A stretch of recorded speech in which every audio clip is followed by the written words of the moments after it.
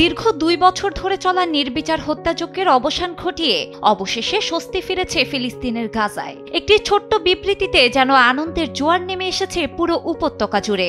Israel সরকার আনুষ্ঠানিকভাবে গাজায় যুদ্ধবিরতি কার্যকর করার ঘোষণা দেওয়ায় মধ্যরাতেই উল্লাসে ফেটে পড়েন হাজারো গাজাবাসী। ইসরায়েলি প্রধানমন্ত্রী বেনিয়ামিন নেতানিয়াহুর কার্যালয় থেকে জানানো হয়েছে, মার্কিন প্রেসিডেন্ট ডোনাল্ড ট্রাম্পের প্রস্তাব অনুযায়ী যুদ্ধবিরতি বাস্তবায়নে সরকার সম্মতি দিয়েছে। এই ঘোষণার ফলে শুধু ফিলিস্তিন নয়, বরং স্বস্তি ফিরেছে বিশ্ববাসীর মনেও।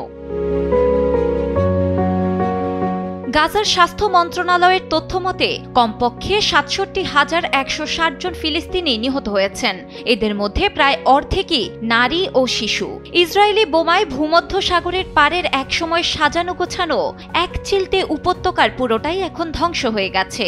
তবুও আগ্রাসন বন্ধের খবর বিধ্বস্ত গাজাবাসীর মুখে এনে দিয়েছে জয়ের হাসি। কেননা এখন আর তাদের মাথার উপরে উড়বে না যুদ্ধ বিমান, প্রতি মুহূর্তে বাঁচার আকুতিও করতে হবে না। ঘরবাড়ি, হাসপাতাল, স্কুল এবং পানির ব্যবস্থা ছাড়া লক্ষ লক্ষ গৃহহীন গাজাবাসী কি এখন সত্যিই মুক্ত?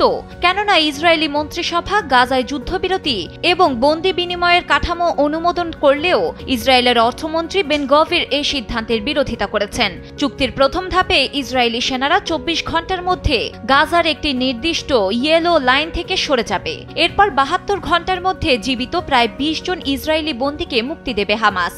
এরপর ধীরে ধীরে নিহতদের মৃতদেহ ফিরিয়ে দেওয়া হবে। বিনিময়ে ইসরায়েল ২,০০০-এরও বেশি ফিলিস্তিনি বন্দীকে মুক্তি দেবে, যাদের মধ্যে ২৫০ জন যাবজ্জীবন সাজাপ্রাপ্ত এবং অনেকে ২০২৩ সালের ৭ অক্টোবরের পর আটক হয়েছিলেন।